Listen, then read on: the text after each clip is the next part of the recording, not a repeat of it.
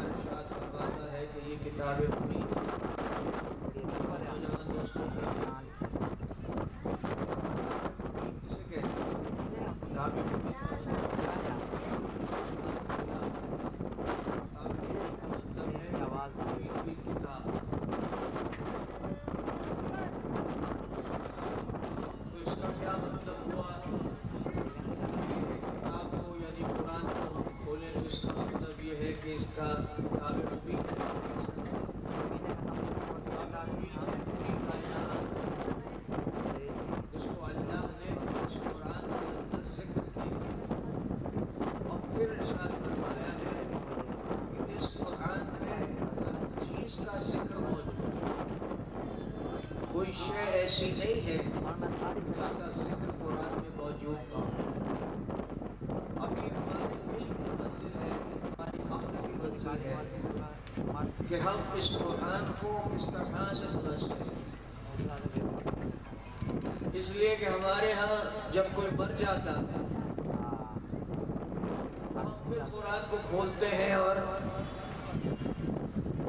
فرق گردانی کرتے ہیں، فرقوں کو کھولتے ہیں. لیکن قرآن کتاب مبین کے رب نے کہا کائنات میں جتنا علم ہے چاہے وہ کائنات کی تخلیق ہو،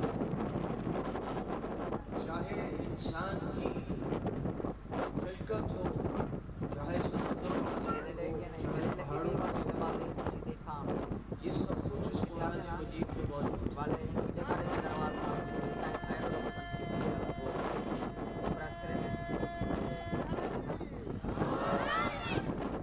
قرآن سمجھنے کے لیے ضروری ہے آپ پڑھنا نہیں. تو آپ پڑھیں گے لیکن اگر اللہ نے یہ کہا خلق السماوات والارض، ہم زمین و آسمان خلق کیا، آپ کو صرف یہ تحریر نہیں پڑھنی قرآن کی.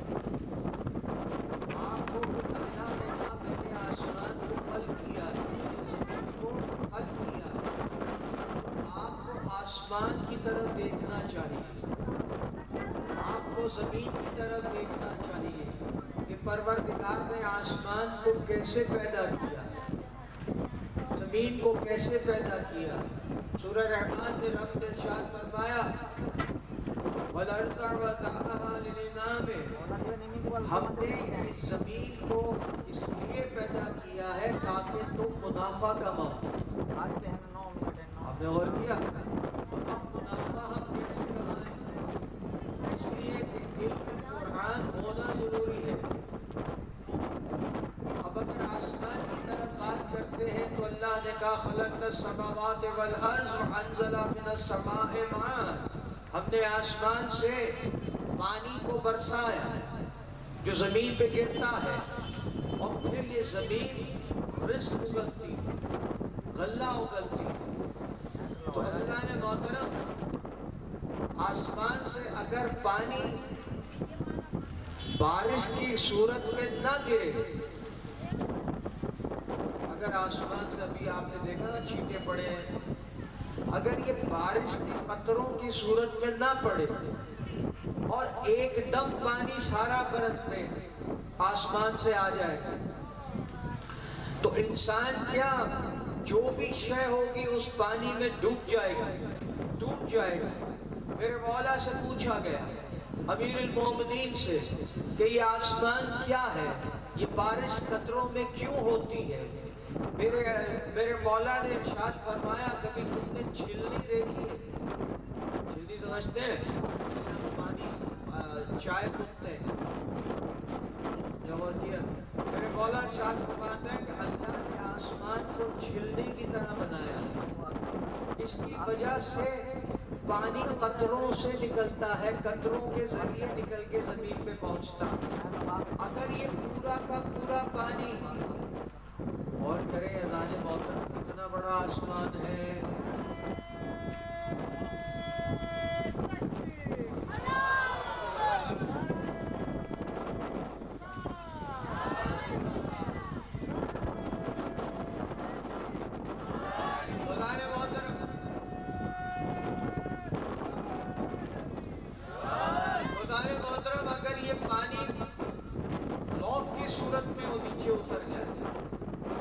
اللہ نے آسمان میں چھلنی نہ رکھی ہو، مجھے بتائیے کائنات میں اگر برف گرتی ہے، اولے پڑتے ہیں نا، اگر سروں پہ پڑنا شروع ہو جائیں یہ اولے، گاڑیوں کے شیشے، گاڑیوں کا گرنا، اگر یہ برف کی صورت میں گرے، بڑے بڑے تودوں کی صورت میں گرے، مجھے بتائیے کون زندہ رہے گا؟ تو خلق کیا اللہ نے، اس لیے تحقیق کی کہ پروردگار کہ تم تدبر کرو، میں نے خلق کیا ہے، میں نے پانی کو نازل کیا، میں نے برف کو نازل کیا، تو تم میری عبادت کو، میری عبادت کو، میری خلق کو پہچانو، تدبیر کرو، غور کرو، تاکہ تمہاری عقل کو علم حاصل ہو۔ صلوات بر محمد و آل محمد۔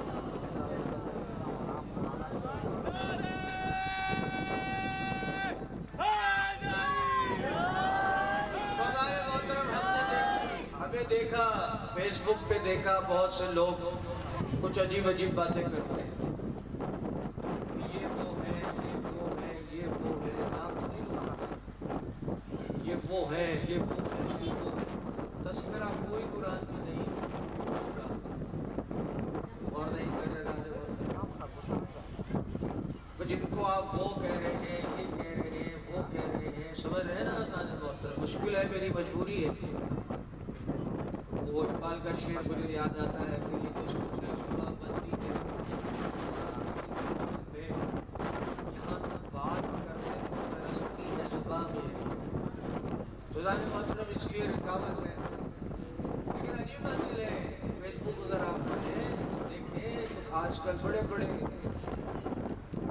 نکل آئے لوگ، یہ وہ تھے، ان کا یہ تھا، ان کا وہ تھا، ان کا یہ تھا، تو جتنے وہ ہیں ان کا تذکرہ قرآن میں،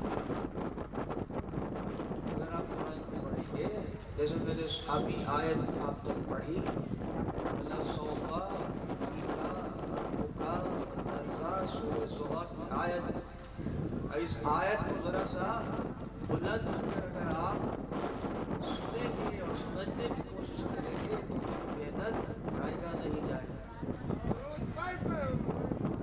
لَسَوْفَ يُعْطِيكَ رَبُّكَ فَتَرْضَىٰ، اللہ کہتا ہے، پروردگار کہتا ہے کہ اے محمد میرے رسول، ہم آپ کو عنقریب اتنا عطا کریں گے کہ آپ ہم سے یعنی اللہ سے خوش ہو جائیں گے۔ اور دیکھیں آپ تمام حضرات جتنے بھی ہیں پوری کائنات میں، چاہے یہودی ہو، چاہے عیسائی ہو، چاہے ہندو ہو، چاہے افریقہ کے مذہب کے لوگ ہوں، کوئی بھی ہو، آپ نماز مسلمانوں کی بات کر لوں، یہودیوں کی بات کر لوں، وہ سب عبادت کیوں کرتے ہیں؟ اللہ کو خوش کرنے کے لیے۔ یہ جتنے لوگ، جتنے بھی مذہب کے لوگ ہیں، چاہے مسلمان، آپ نمازیں پڑھتے ہیں، روزہ رکھتے ہیں، خیرات دیتے ہیں، زکوٰۃ دیتے ہیں، حج کرتے ہیں، اس لیے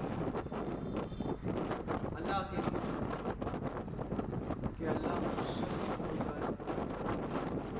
اتنی عبادتیں کرنے کے بعد بھی آپ کے کان میں آواز آتی اللہ کی،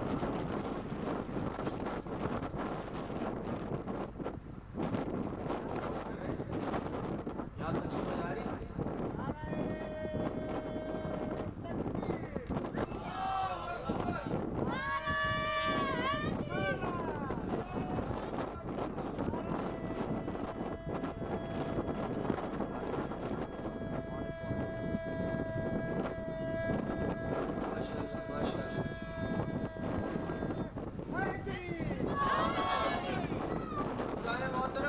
اس لیے کہہ رہا ہوں کہ کوئی بھی تقریر میں الفاظ استعمال کروں، تقریر کروں، آیت کروں، آپ کے ذہنوں میں آنی چاہیے۔ میں ابھی 15 آیتیں دھڑا دھڑ پڑھ کے نکل جاؤں مجلس میں، سمجھ میں آئے نہیں آئے، ایک آیت آپ کی اگر ذہن میں سمجھ میں آ جائے تو آپ عالم بن جائیں۔ میں نہیں کہہ رہا، اللہ کے رسول نے کہا، ایک عربی ہے، صحابی ہے، عربی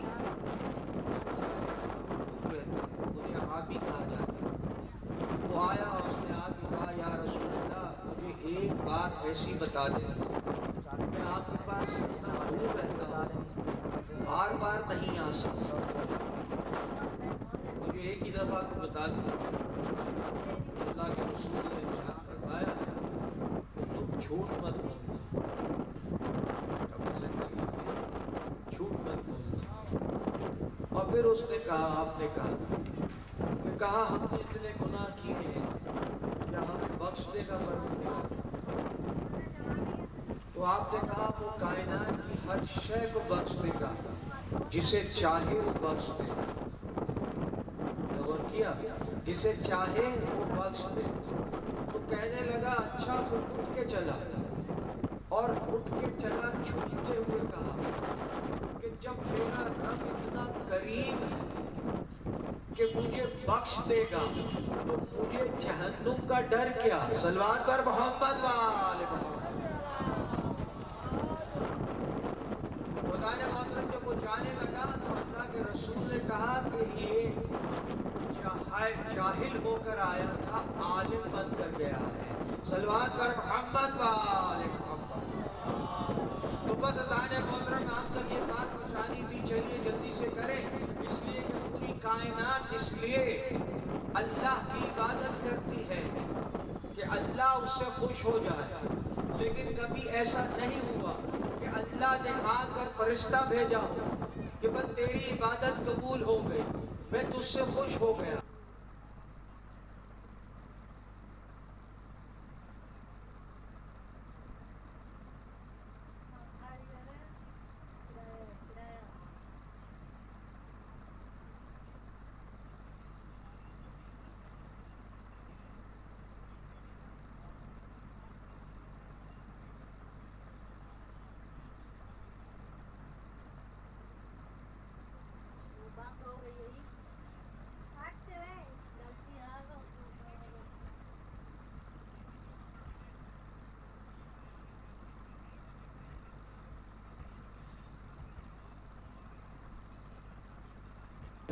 کوئی نہیں کہہ سکتا، لیکن میرا محمد وہ ہے، اللہ اکبر، میرا رسول وہ ہے کہ پروردگار کہہ رہا ہے وَلَا سَوْفَ يُعْطِيكَ رَبُّكَ فَتَرْضَىٰ۔ اے محمد، آپ کو اتنا قریب اتنا دوں گا کہ آپ مجھ سے خوش ہو جائیں گے۔ بس محمد میں اور پوری کائنات میں فرق یہ ہے کہ پوری کائنات اللہ کے لیے عبادت کرتی ہے کہ اللہ اس سے خوش ہو جائے۔ اللہ چاہتا ہے کہ محمد اس سے خوش ہو جائے۔ نعرہ حیدری۔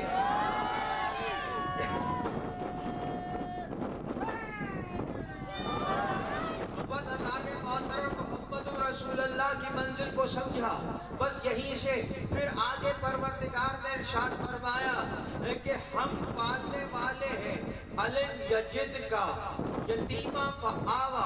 اے رسول، تو یتیم تھا، میں غور نہیں کر رہے، تو یتیم تھا، ہم نے تجھے پالا، غور نہیں کر رہے، ہم نے تجھے پالا۔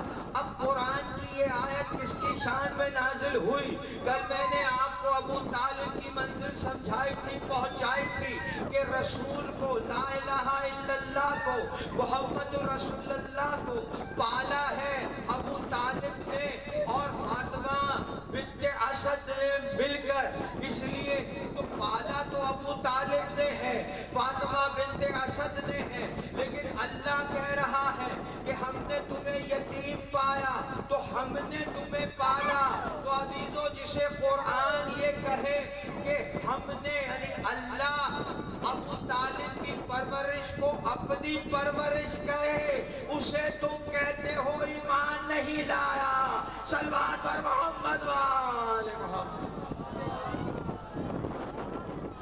ابو طالب کی شان میں آیت نازل ہوئی ہے یہ، اللہ نے کہا ہم نے تمہیں پالا ہے۔ رسول پالا کس نے؟ میں نے کل آپ کو پوری ڈیفائن کیا ہے اس کو، کس نے رسول کو پالا ہے؟ علم یجد کا۔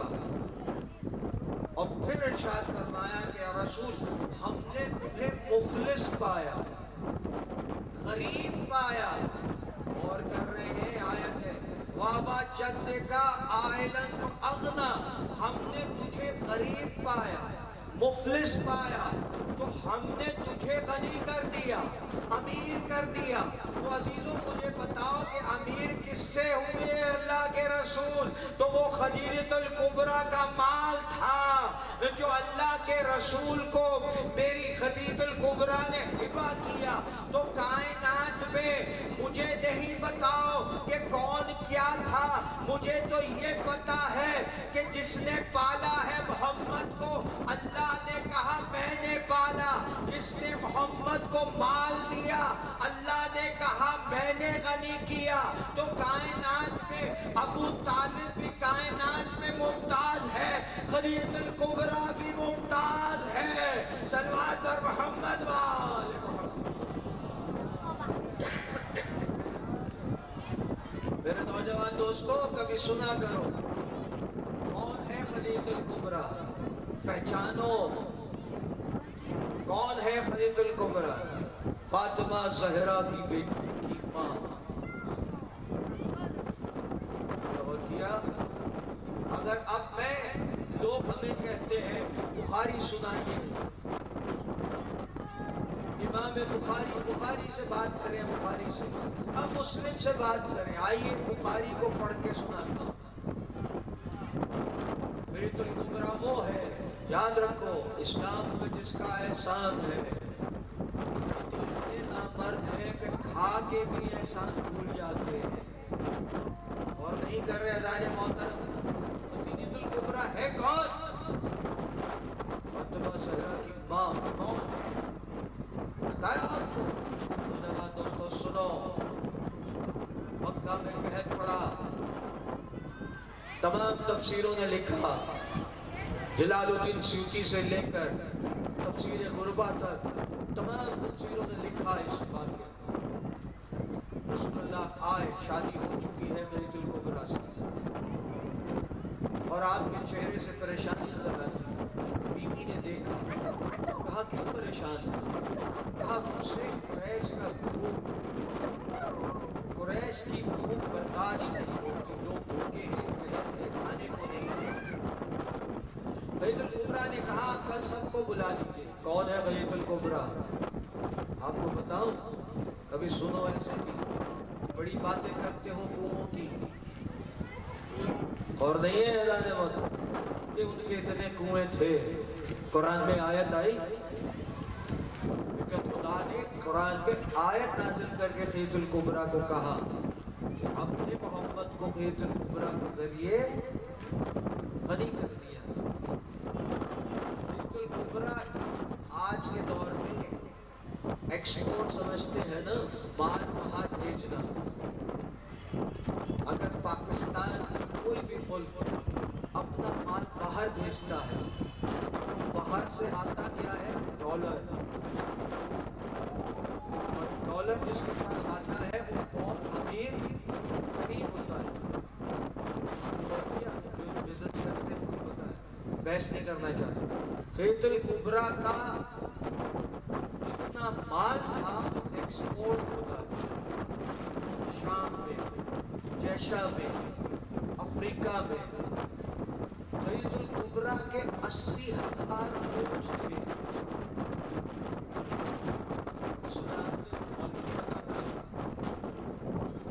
ایک ہی بات کرتا ہے، بڑی محبت تھی رسول کی ان سے، صرف محبت نہیں تھی، محبت نہیں چاہیے، پیسہ بھی چاہیے۔ اسلام ایسے نہیں پھیلا اور نہیں کر رہے۔ 80,000 اونٹ تھے، آپ حیران ہوں گے بھائی مکہ میں 80,000 اونٹ کیسے ہو سکتے؟ نہیں، جو مال جاتا تھا تو رستے کے اندر میرے بیوی کے جو تھے وہ کارندے ہوتے تھے، ان اونٹوں کو کرائے پہ دیتے تھے، اور جب انہیں کرائے پہ دیتے تھے تو پھر وہاں سے شام جاتے تھے، وہاں سے افریقہ جاتے تھے۔ جیسے یہاں پہ آج کل ٹرانسپورٹ کے لیے ٹرک ہوتے ہیں، وہ ٹرک مختلف، پوری کراچی میں ایک ٹرک تو نہیں ہے، پھر جاتے ہیں کہ پنجاب سے فل لوڈ ہوتے ہیں، پنجاب سے لوڈ ہو کے افغانستان کے الگ ٹرک جاتے ہیں۔ تو بیوی سیدہ خدیجہ خدیجہ الکبریٰ کے 80,000 اونٹ تھے جن میں مال لوڈ ہو کر کرائے پہ لوگ لے جاتے تھے. آپ نے اندازہ کیا 100 غلام تھے خدیجہ الکبریٰ کے. تاریخ اٹھا کے دیکھیے. اور سارا مال ایکسپورٹ ہوتا تھا. تو جب مکہ میں قحط پڑا تو آپ نے کہا قریش کو بلاؤ. قریش آئے. اب یہ پہلے خلیفہ حضرت ابو بکر سے روایت ہے جو بیان کرتا ہوں. حافظ فرمان علی صاحب کی تفسیر دیکھ لیجیے, جلال الدین سیوطی کی تفسیر دیکھ لیجیے. وہ کہتے ہیں کہ میں رسول کے ساتھ ایسے بیٹھا تھا جیسے میں اور آپ بیٹھے. ابھی خدیجہ الکبریٰ نے اپنے غلاموں کو کہا رسول کے سامنے میرا مال ڈھیر کرو. اور وہ مال کے اندر کوئی ٹی وی ٹیلی ویژن نہیں تھا, سونے کی اشرفیاں تھیں, سونا تھا, جوہرات تھے. اور وہ مال اتنا بلند ہوا کہ راوی کہتا ہے کہ مال اتنا بلند ہوا کہ میں رسول کو دیکھ نہیں سکتا تھا. مال اتنا بلند ہوا. اور ایک دفعہ خدیجہ الکبریٰ نے کہا کہ یہ مال میں محمد کو ہبہ کرتی ہوں.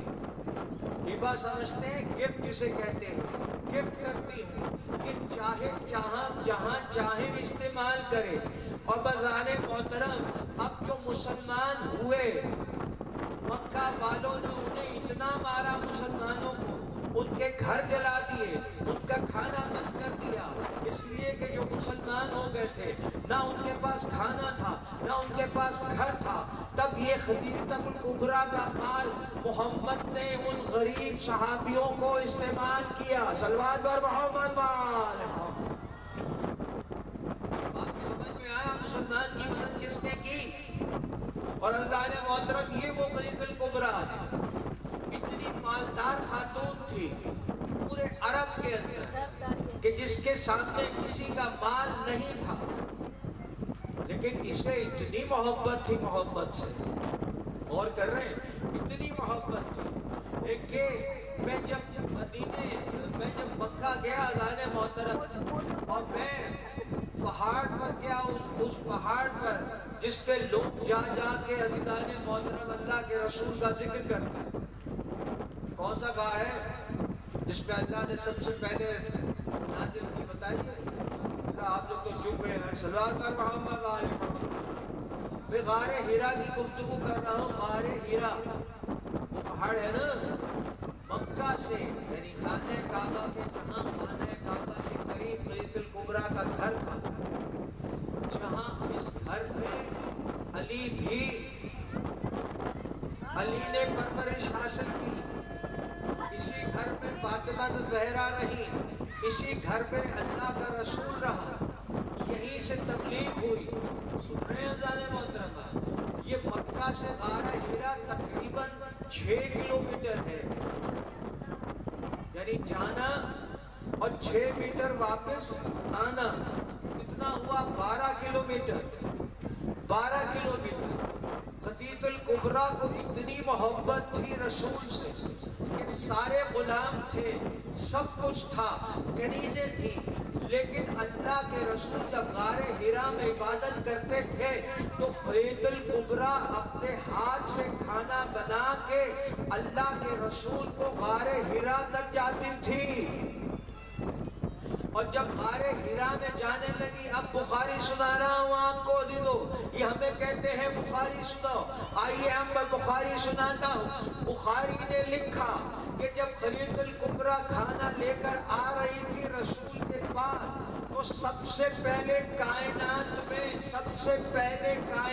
میں اگر اللہ نے کسی کو سلام کہا ہے, اللہ نے کسی کو سلام کہا ہے, جبریل آیا رسول کے پاس اور کہا, بخاری پڑھ رہا ہوں مسلم سے پڑھ رہا ہوں عزیزان محترم, کہ کہا خدیجہ الکبریٰ آپ کے پاس آ رہی ہے کھانا لے کے. خدیجہ الکبریٰ کو اللہ کی طرف سے سلام آیا ہے.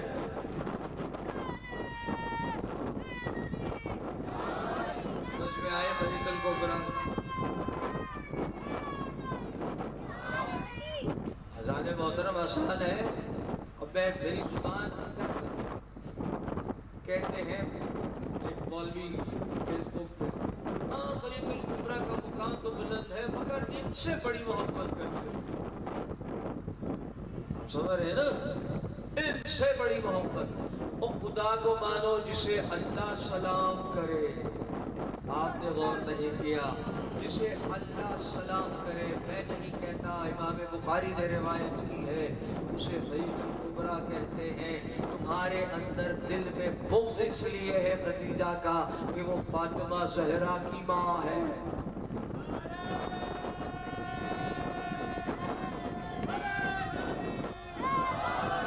अज़ीज़ान मोहतरम आइए, चलिए आगे चलिए, आगे चलिए। खलीतुल कुबरा की मंजिल है, इस तरह से सुने। मैं अली इब्न अबी तालिब का जिक्र करूंगा, मुझे जरूरी नहीं है कि आप या ये मदद करते रहें, नहीं, सुने कौन है खलीतुल कुबरा, कौन है अबू तालिब, कि जिन्होंने इस्लाम के लिए अपना सब कुछ कुर्बान कर दिया।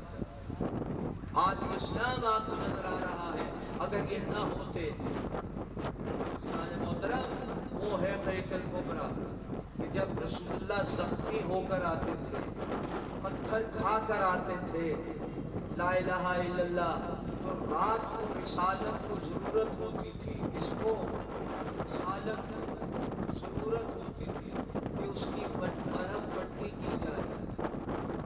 आपने गौर किया, तो वो कौन करता था? वो खलीतुल कुबरा करती थी।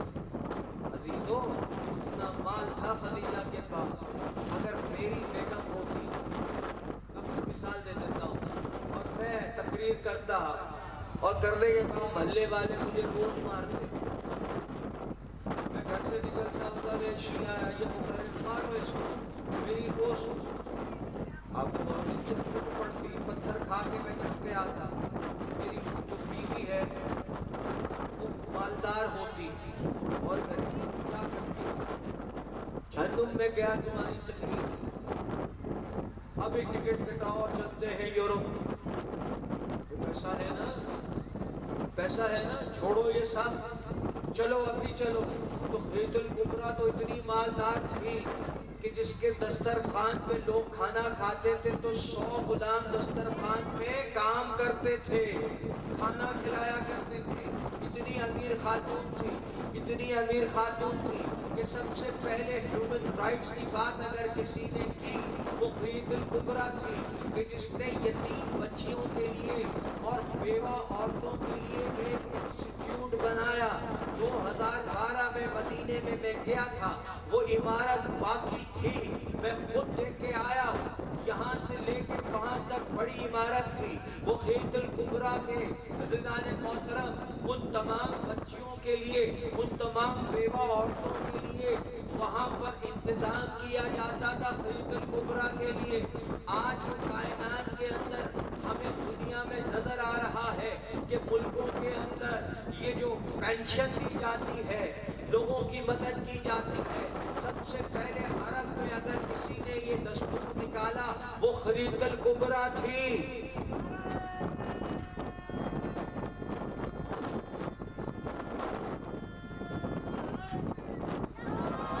तो अज़ीज़ान मोहतरम, इसीलिए कायनात में बड़ी बात कर रहा हूँ और आप तक पहुँचा रहा हूँ। बुखारी शरीफ में मौजूद मेरे रसूल की 7 बीवियाँ हैं, हमारी माएँ, उम्मुल हाकिम, मोमिनीन, कुरान ने कहा। इन तमाम बीवियों में से, इन तमाम माओं में से किसी के लिए बुखारी में ये मौजूद नहीं है कि अल्लाह ने रसूल से कहा कि मैंने खलीतुल कुबरा के लिए जन्नत में मोतियों का महल बनाया है। गौर नहीं कर रहे, गौर नहीं कर रहे। अरे जन्नत में जिसका मोतियों का महल हो उसे खलीतुल कुबरा कहते हैं। सलमान पर मोहम्मद वाले मोहम्मद। मोहतरम को खलीतुल कुबरा क्या ख्याल خیال ہے نوجوان دوستوں، نعرہ مارنے والے علی کا، کہاں علی نے پرورش کی ہے؟ کہاں علی بڑے ہوئے ہیں؟ کس نے پرورش کی علی کی؟ رسول نے۔ کس کے گھر میں؟ خدیجہ الکبریٰ کے گھر میں۔ عزیزان محترم، علی ابن ابی طالب رسول کے ساتھ ساتھ ہیں۔ عزیزو،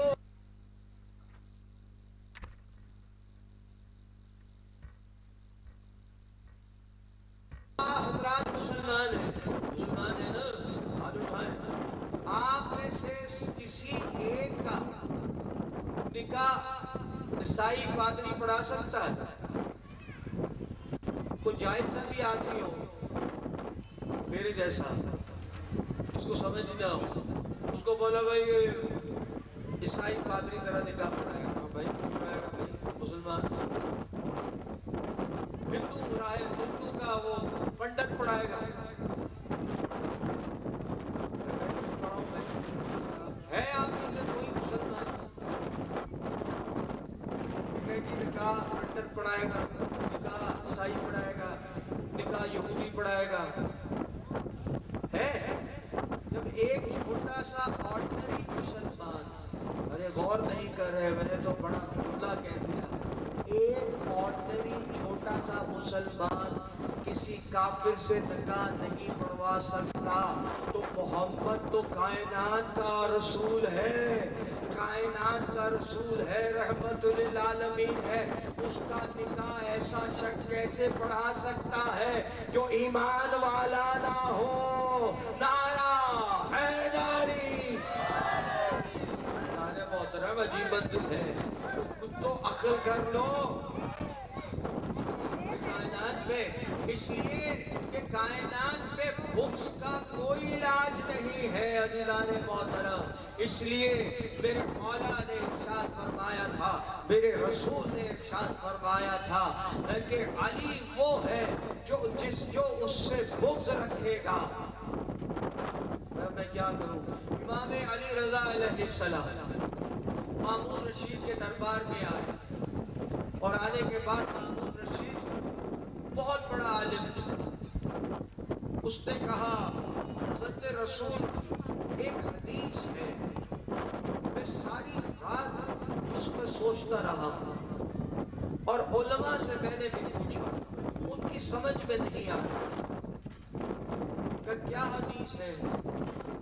کہا حدیث یہ ہے کہ یا علی انت قسیم نار جنہ، اے علی تو تقسیم کرنے والا ہے جنت کو اور جہنم کو۔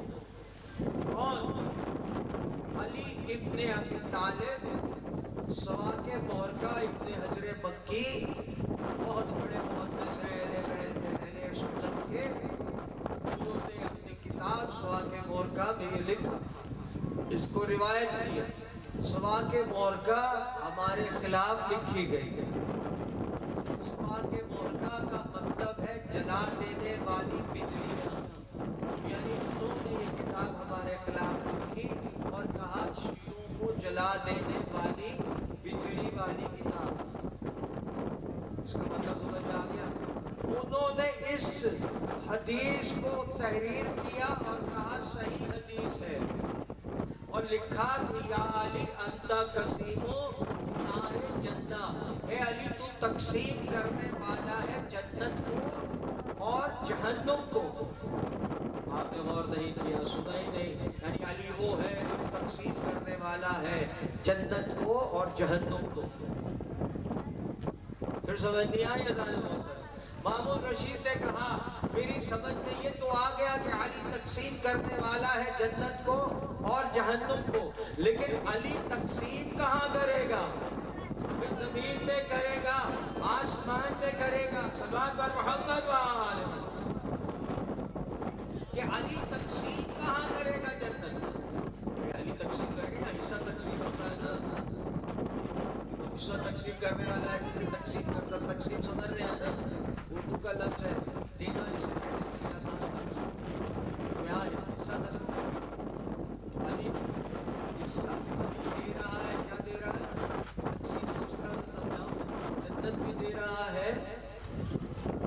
میں بھی ڈال رہا تو پوچھ رہا کہاں دے گا؟ میرے امام مسکرائے، کہنے لگے علی کو ضرورت نہیں ہے کہ وہ زمین میں تقسیم کرے یا آسمان میں تقسیم کرے جنت میں۔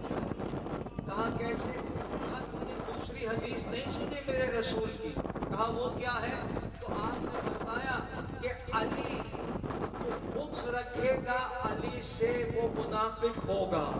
اور نہیں کہہ رہے، جو بغض رکھے گا علی سے وہ منافق ہوگا، اور جو مودت کرے گا محبت کرے گا علی سے وہ مومن ہوگا۔ تو علی کو ضرورت نہیں ہے، اس لیے کہ جو مومن ہوگا وہ جنت میں جائے گا، جو منافق ہوگا وہ جہنم میں جائے گا۔ نعرہ حیدری۔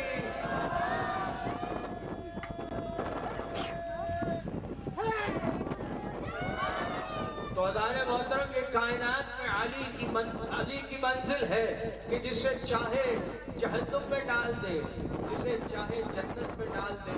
ضرورت نہیں ہے علی کو، اس لیے کہ بغض رکھو گے تو منافق ہو جاؤ گے، اور مودت رکھو گے تو مومن ہو جاؤ گے۔ تو کائنات میں علی کا مقابلہ کوئی نہیں کر سکتا، اس لیے یہ کائنات میں ہمیں بتاتے ہیں مولوی، بڑے بڑے مولوی بناتے ہیں کرامت ہوگی، مجھے ڈراتے ہیں کرامت ہوگی، پورے سرات سے گزارا جائے گا۔ پورے سرات کتنی پتلی ہے،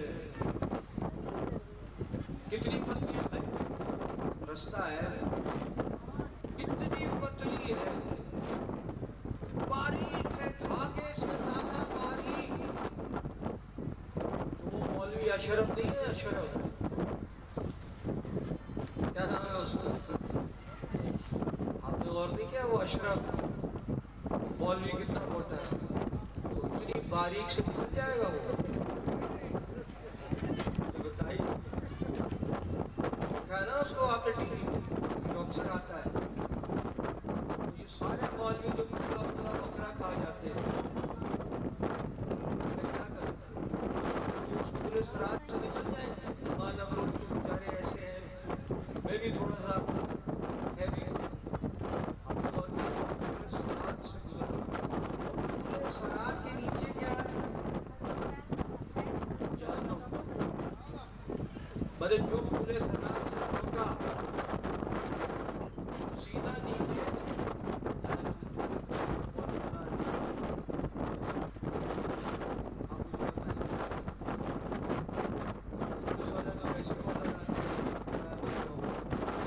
وہاں ایسا بھی مسئلہ نہیں ہوگا، پولیس والا کھڑا نہیں ہوگا، آپ لوگ حکم ہوگا جاؤ، فرشتے کھڑے ہوں، کوئی نہیں کہے گا میں نہیں جا رہا۔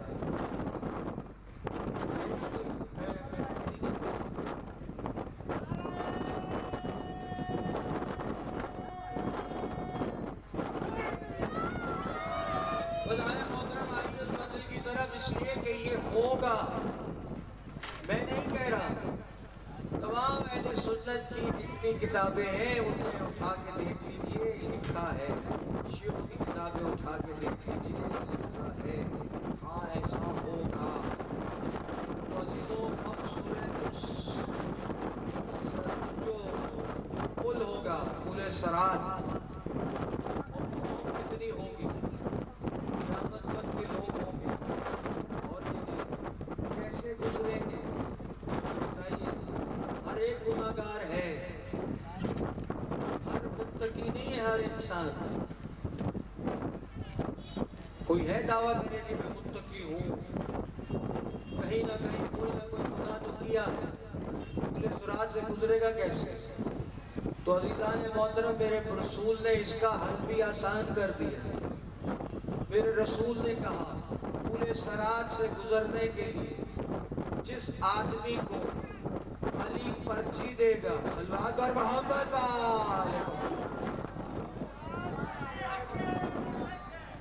علی،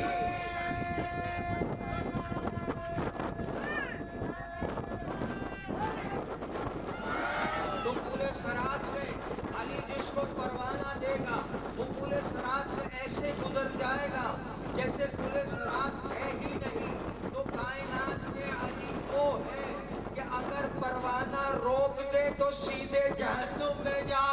گے. صلوات پر محمد وآل محمد.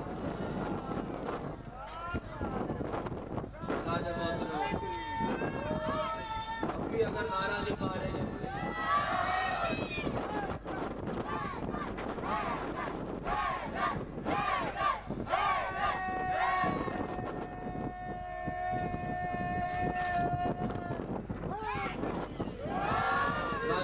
وقت بہت ہو گیا. بجلی کی چمک میں پھولوں کی مہک میں چڑیوں کی چہک میں جب جائیں گے جنت کے اندر ہم کو بھی ملے گا. ہم کو بھی دے دو پینے کا پانی. سب ہم یہ کہیں گے یہ ہم کو ملے گا. جو دل سے کہے گا جو دل سے کہے گا سب کار سے بولو کار کے بولو. میرے دوست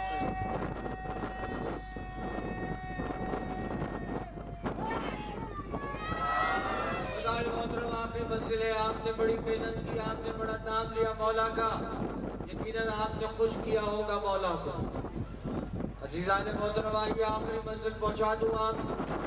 قرآن کی آیت ہے اِنَّا أَعْطَيْنَاكَ الْكَوْثَرَ پڑھتے ہیں نا. اِنَّا أَعْطَيْنَاكَ الْكَوْثَرَ. کیا ہے کوثر؟ کوثر کیا ہے؟ قیامت کے دن کوثر ہوگی, ایک ایسی نہر کہ اللہ کا رسول اس پہ کھڑا ہوگا. آئیے تمام متفقہ حدیثوں سے بیان کر رہا. آخری منزل ہے. انہوں نے نعرہ لگایا میرے مولا کا, چلیے آخری منزل آپ کو پہنچا دوں تاکہ آپ کو اطمینان ہو جاؤ کہ جسے تم مانتے ہو, جسے تم مولا مانتے ہو, اس کی منزلت کیا ہے. میرے رسول نے ارشاد فرمایا کہ سارے لوگ جمع ہوں گے اور اس وقت جب کوثر کا مقام ہوگا میں کھڑا ہوگا وہاں پر. غور کیجیے میرے رسول کی حدیث ہے کہ میں تم پہ دو چیزیں چھوڑ کے جا رہا ہوں, ایک قرآن اور ایک اہل بیت. یہ دونوں جدا نہیں ہوں گے اور یہ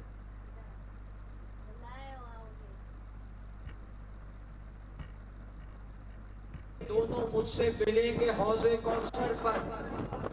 اور نہیں کر رہے. قرآن کی حدیث ہے میرے رسول کی. مسلم نے اسے لکھا, ابن ماجہ نے لکھا. عزیزان محترم تمام روایتیں تمام محدثین نے اسے تحریر فرمایا. کیا کہا رسول نے؟ میں تم میں دو چیزیں چھوڑ کے جا رہا ہوں, ایک قرآن نہ چھوڑنا کبھی زندگی میں. یاد رکھنا رسول آپ سے پوچھے گا ایک قرآن چھوڑ کے جا رہا ہوں, ایک اپنی اہل بیت چھوڑ کے جا رہا ہوں, اور یہ دونوں کبھی قرآن اور اہل بیت جدا نہیں ہوں گے. اور نہیں کر رہے, جدا نہیں ہوں گے. اور اس کا سب سے بڑا ثبوت یہ ہے کہ حسین نوکے نیزہ پہ قرآن کی تلاوت کر رہا تھا. تو رسول نے کہا یہ کبھی اہل بیت اور قرآن جدا نہیں ہوں گے. چاہے یہ شہید ہو جائیں, چاہے ان کے گلے کٹ جائیں, تب بھی ان کی زبان سے قرآن نظر آئے گا, سننے کو ملے گا. تو عزیزو میرے رسول نے کہا کہ حوض کوثر پر میں کھڑا ہوں گا اور انتظار کروں گا اور پھر تم سے سوال کروں گا کہ تم نے میرے اہل بیت کے ساتھ کیا کیا. تم نے مودت کی یا تم نے اہل بیت پہ ظلم کیا.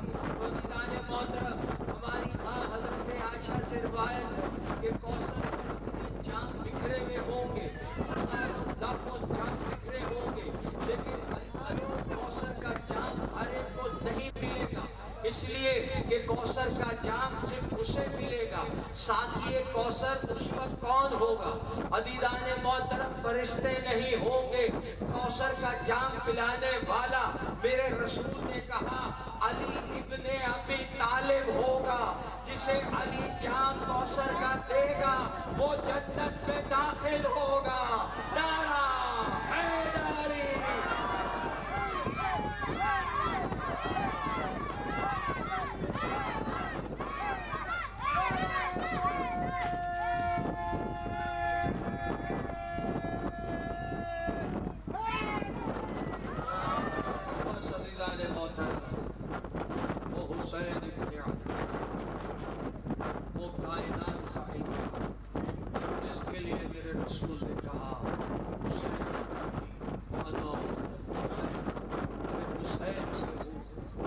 حسین خود سے ہے۔ تو عزیزوں آپ سمجھ لیجیے، حسین کو دیکھا تو رسول کو دیکھا۔ اب اگر حسین کائنات میں شہید ہوا ہے، حسین شہید نہیں ہوا، رسول نے رسول کو شہید کیا ہے۔ عزیزان محترم، حسین آج آئیے اس کی طرف چلتے ہیں۔ حبیب ابن مظاہر، حبیب مظاہر صحابی رسول ہے، بہت بڑے صحابی ہیں، ان کا بیٹا ہے حبیب۔ یہ دونوں چھوٹے ہیں، حسین بھی اور رسول اللہ نے دیکھا کہ حسین آگے جا رہا ہے اور ایک چھوٹا سا بچہ حسین کے قدموں کی مٹی اٹھا اٹھا کے اپنے سر پہ ڈال رہا ہے۔ ایک دفعہ رسول نے غور سے دیکھا اور میرے رسول نے کہا یہ بچہ کون ہے؟ تو صحابہ نے کہا یہ مظاہر کا بیٹا، آپ کے صحابی کے مظاہر کا بیٹا حبیب ہے۔ کہا یہ وہ حبیب ہے جو کربلا میں حسین کی مدد کرے گا۔ عزیزان محترم میرا سلام ہو۔ ایک دفعہ فوجیں آنا شروع ہوئی، اداداروں گھوڑوں کی ٹانپیں سنی تھی۔ ایک دفعہ زینب کبریٰ نے کہا بھائی فوجیں آ رہی ہے یزید کی، کوئی ہمارا بھی ہے لیکن جو ہمارا ساتھ دے، کسی کو بلاؤ۔ اداداروں میرے مولا نے ایک خط لکھا، کہا ہاں بہن، اللہ اکبر، میرا ایک دوست ہے حبیب، اللہ اکبر، میرے بچپن کا دوست ہے حبیب، میں اسے خط لکھ کر بلاتا ہوں۔ اداداروں خط لکھا، اے فقیہ وقت، یعنی اللہ کے میرے حسین نے اسے فقی لکھا ہے حبیب کو کہ میں مشکل میں ہوں، میں کربلا میں ہوں، اگر تم میری مدد کر سکتے ہو تو ضرور کربلا میں آؤ۔ جیسے ہی خط لکھنے لگے، اپنا سگنیچر کرنے لگے، نے کہا زینب کبریٰ میری طرف سے حبیب کو لکھ دو، حبیب جلدی آ جا حبیب، اس لیے کہ رسول کی نواسیاں پریشان ہیں۔ اداداروں خط پہنچا حبیب کو، کوفے میں تھے حبیب، ایک دفعہ اپنے سر کے لیے رنگ لے رہے تھے، ایک دفعہ خط دیا، کہا کس کا خط ہے؟ کہا حسین ابن علی کا خط ہے، سینے سے لگایا۔ ایک دفعہ پہنچے، حالات خراب تھے، ابن زیاد کی حکومت تھی، حبیب چھپے ہوئے تھے۔ عزیزان محترم ایک دفعہ کونے میں گئے، خط کو آنکھوں سے لگایا، ارے حسین کا خط آیا ہے، خط کو پڑھا، رنگ کو پھینک دیا، گھر میں داخل ہوئے۔ اداداروں اپنی زوجہ کو دیکھا، کہا میں حسین کا خط آیا ہے۔ کہا زوجہ نے کیا لکھا ہے؟ کہا وہ مشکل میں ہے، مجھے بلایا ہے۔ اداداروں جیسے ہی یہ کہا، پھر کہنے لگے حبیب ایک دفعہ زوجہ کو، میں سوچتا ہوں اگر میں چلا گیا تو تمہارا کیا ہوگا۔ ایک دفعہ زوجہ کو غصہ آیا، چلا لایا، کہا حبیب حسین تجھے بلائے اور تم اس کی مدد کے لیے نہ جائے، ارے ایسا کر تو چوڑیاں پہن لے، میں حسین کی مدد کو جاؤں گی۔ حبیب خوش ہو گئے، کہنے لگے میں تیرا امتحان دے رہا تھا، یا میں اپنے ساتھی کو کیسے چھوڑ سکتا ہوں۔ غلام کو بھیجا ایک گھوڑے کو کہ اس مقام پر جا، وہاں پر گھوڑا تیار کر، کسی کو پتہ نہیں چلنا چاہیے، اس لیے کہ اگر پتہ چل گیا مجھے یہیں پہ قتل کر دیا جائے گا۔ اداداروں غلام گھوڑا لے کر اس مقام پہ کھڑا تھا۔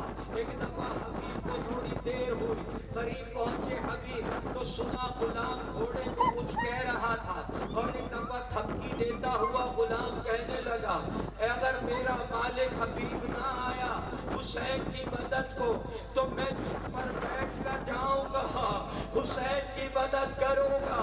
حبیب آیا، گلے لگا لیا، جا میں نے تجھے آزاد کر دیا۔ کہا ارے مالک آج مجھے آزاد کر رہے ہو جب تم جنت کی طرف جا رہے ہو، میں تمہارے ساتھ جاؤں گا۔ اداداروں مجھے نہیں معلوم، حبیب نے غلام کو بٹھایا، کربلا پہنچے۔ کربلا وہ مقام تھا چاروں طرف سے فوجوں نے گھیرا ہوا تھا، اب اگر حسین کے فوج سے کوئی غداری کر کے باہر نکلنا چاہے